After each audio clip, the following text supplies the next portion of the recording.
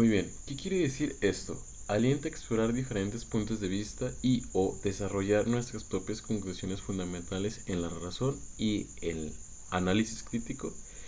Es decir, una vez que realmente hacemos nuestra introspección de manera filosófica y que realmente nos damos cuenta que no solo somos cosas negativas, sino tanto negativas, esto alienta a explorar diferentes maneras de conocernos a nosotros mismos, no solo las cotidianas, sino que realmente alienta a conocernos realmente como somos, a aceptarnos como tal y a su vez a desarrollar otras perspectivas que a lo mejor nos da miedo o en este caso que no compartimos como tal. Y a lo mejor una vez que nos acerquemos a ella, digamos, a lo mejor no eran tan dañinas como pensábamos o tan malas o que realmente no iban a ayudar, sino que realmente eso se pretende con el enfoque filosófico de conocerse uno mismo, perder el miedo en ese sentido y explorarlas. O sea, también puede ser notorio que a lo mejor las exploremos y no nos gusten o que realmente sean lo que nosotros pensábamos, pero una vez hasta que las experimentemos, recuérdalo. El conocerse mismo es experimentar, es relacionarse. No de forma desmedida, pero sí de forma consciente, de forma reflexionada. Y una vez que las exploremos nos puede gustar o realmente las podemos dejar a un lado. Pero a partir de esto también tenemos que sacar conclusiones si realmente qué tanto realmente no me ayudó o si me ayudó en este aspecto. Y a lo mejor de ese enfoque o de esas actividades que yo hice me ayudó en este punto y esto lo tomo y a lo demás lo dejo a un lado. Recuerda que eso también es parte de conocernos a nosotros mismos, tomar lo que realmente necesitemos y a su vez esto construye y darle sentido a nosotros mismos. ¿Sí? Así que en este caso es hacer un análisis crítico. Es como dice esto, como has visto el memo, a resolver. Y es lo que pretendemos hacer ahora con nuestra vida y sobre todo con nuestro concepto de conocernos a nosotros mismos.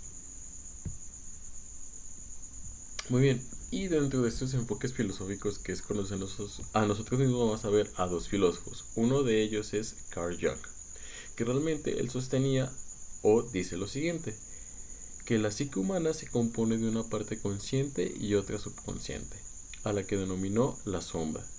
Es decir, a la subconsciente la denominó la sombra y ahorita en unos momentos te explico a qué se refiere con eso. Según Jung, el autoconocimiento residió precisamente en hacerse más consciente de la sombra y al darse cuenta de ella, lo consciente se expandía. Si esta sombra no se atiende, puede ocasionarnos problemas y sufrimiento. ¿Qué quiere decir esto? Que realmente Carl Jung se da cuenta que nuestra personalidad o nuestro concepto de nosotros mismos se divide en dos. En saber, en lo racional, en saber lo que tenemos que hacer en ciertos momentos, o en este caso lo irracional, dejarnos llevar por las pasiones o por lo que nosotros sintamos en ese momento y hacerlo desmedidamente. Entonces quiere decir que la personalidad o el conocerse a sí mismo se divide en esas dos. Y realmente dice John que lo que debemos atacar es la sombra o es el subconsciente. Es decir, entre más ataquemos aquellas acciones negativas, más se va a reflejar o en este caso se van a disminuir de a poco y eso hace realmente que seamos más racionales al momento de actuar y más racionales al momento de pensar si realmente eso me puede afectar o no me puede afectar. A eso se refiere Carl Jung. Es decir, que seamos conscientes de que realmente hay una parte de nosotros que es irracional y que constantemente está acechando a la racionalidad. Es decir, dejarnos llevar por el momento, desmedidamente, sin pensar en las consecuencias o sobre todo lo dañino que nos pueda causar a nosotros mismos o el dolor o sufrimiento. Y es por ello que debemos atacar ese tipo de acciones para que de a poco desaparecerlas y sobre todo de a poco ir reflexionando y a su vez haciendo acciones que le hagan desaparecer de poco. ¿Sale? Ese es un enfoque que nos dice Carl Jung. Y este enfoque, te invito a que también leas esta novela, nos lo refleja más claramente el extraño del doctor Jekyll y el señor Hyde, donde el doctor, en este caso, Hyde,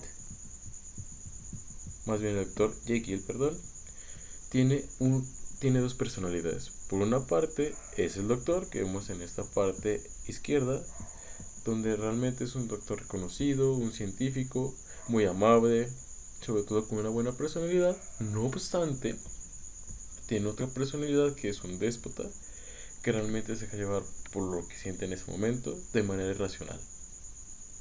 Y eso a su vez nos refleja cómo realmente puede ser conocer a sí mismo. Que realmente, o nos dice, lo que nos dice Carl Jung, es que realmente tenemos una bipolaridad de personalidad. Por una parte podemos ser los más racionales que se pueda, pero otra siempre nos acecha la irracionalidad y dejarnos llevar por el momento. Por último tenemos uno de los enfoques filosóficos que es Erich Fromm, que nos dice que para lograr el autoconocimiento debemos estar dispuestos a enfrentar nuestros miedos, inseguridades y limitaciones y aceptarlas como parte de nosotros mismos. Es lo que te contaba anteriormente, que también debemos reconocer que nos da miedo, cuáles han sido nuestros errores y a su vez nuestras inseguridades. Y a su vez también esto implica explorar nuestro pasado, nuestras experiencias y nuestras relaciones y tratar de comprender cómo han influido en nuestra forma de ser y pensar. Es decir, no solo debemos analizar el presente, sino también el pasado, las cosas que hemos hecho o que hemos dejado de hacer para construir nuestra personalidad y cómo estas han influido en nuestra forma de ser y pensar. Para asimismo identificar algunas acciones que realmente no nos benefician para nada o aquellas acciones que sí nos benefician, a las cuales debemos de darles más actividad o en este caso hacerlas constantemente más, para así, en este caso, como te lo dije, como decía Carl Jung, o en este caso como dice Erich Fromm, reconocer cuáles son nuestras inseguridades y nuestros miedos para de a poco dejarnos llevar, para así poder para quitarnos esos miedos y esos a lo mejor sufrimientos que a lo mejor podemos tener, para a lo mejor cosas que una vez que las analicemos nos demos cuenta que realmente no son tan grandes como nosotros pensábamos. Y a su vez, esto que nos dice Erich Fromm dice que también tenemos de tener cuidado con el autoengañarnos, es decir, que realmente a nosotros nos hacer cierta actividad o un ejemplo muy simple, decir de un miedo que tengamos al estar solos. Y a su vez, a lo mejor esto nos puede pasar, o si te ha pasado, cuando dices, no, realmente yo no le tengo miedo a estar solo. La soledad no me crea miedo. No obstante, a lo mejor eso puede ser un síntoma de que nos podemos estar engañando. Primero, antes de decir que no o que sí, debemos pensar si realmente eso nos pasa o eso sentimos. Y como dice Erich Fromm, hay que aceptarlo. Si algo nos da miedo, ok. El aceptar que tengamos miedo no quiere decir que nos vamos a quedar con ese siempre o que nos hagan unas personas débiles. Según la concepción de Erich Fromm, esto nos hace aceptar tal cual somos. Y una vez que sabemos tal cual somos, es con esto que encontramos una respuesta para saber cómo combatirlo, para saber cómo atacarlo y a su vez que esto nos permita formar una personalidad que en este caso, como te lo digo y siempre te lo voy a repetir, nos debe encontrar una virtud y a su vez esto nos dé la felicidad como tal y a su vez esto nos dé un propósito y un sentido a nuestra vida. Entonces por eso también Erickson pone mucho énfasis en el autoengaño, realmente aceptar si algo te crea miedo, inseguridad, ok, acéptalo y a partir de ahí puedes encontrar una respuesta que realmente te ayude a combatirla. Y también Erickson nos propone que realmente para conocernos a nosotros mismos y sobre todo para combatir nuestras inseguridades y nuestros miedos y evitar el autoengaño, nos propone 3 tipos de acciones que nosotros podemos hacer. Uno se llama la escritura libre, es decir, que tú agarres ya sea tu diario o donde tú puedes escribir una hoja como tal, donde tú comiences a escribir libremente lo que te ha pasado, lo que te ha sucedido y a su vez cuando escribes libremente ahí pueden salir tus miedos y tus inseguridades y a su vez te sientes libre de explayarte y en este caso ya no autoengañarte ni contar mentiras sobre cómo, de lo que has vivido o lo que en este caso no has vivido.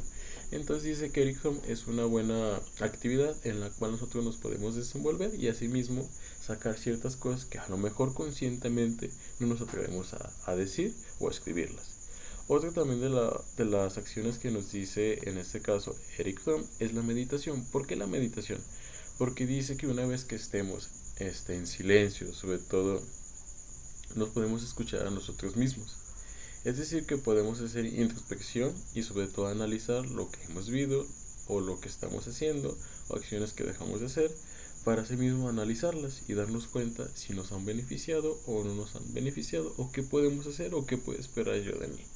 Eso habla de un diálogo consigo mismo para a su vez empezar a realizar acciones. ¿Sale? Y también otra es el diálogo introspectivo, es decir, como si realmente nos diéramos terapia a nosotros mismos.